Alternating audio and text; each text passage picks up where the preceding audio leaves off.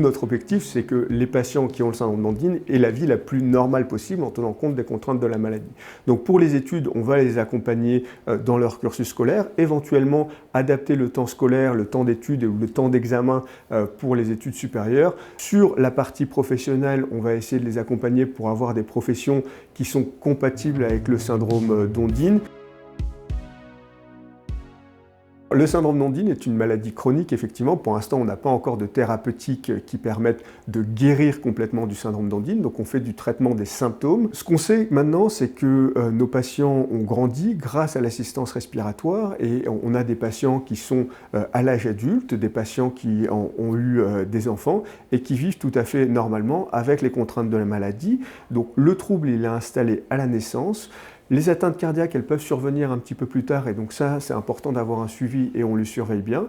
Mais tant qu'on a un suivi, après, on a une vie la plus normale possible. Nous, ce qu'on aimerait bien, c'est trouver une solution curative.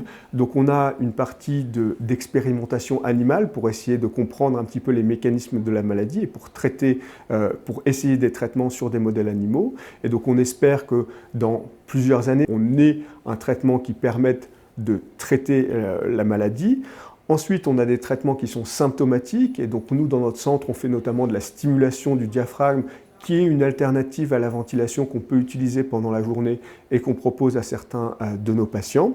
Ensuite, on va se centrer sur ce qui est important pour les patients, à savoir leur environnement et leur qualité de vie. Donc essayer de comprendre quelles sont les conséquences de la maladie, essayer de les compenser du mieux qui soit. Et donc là, nous, on a un programme sur la qualité de vie des patients, sur les capacités à l'effort des patients et sur leur activité physique.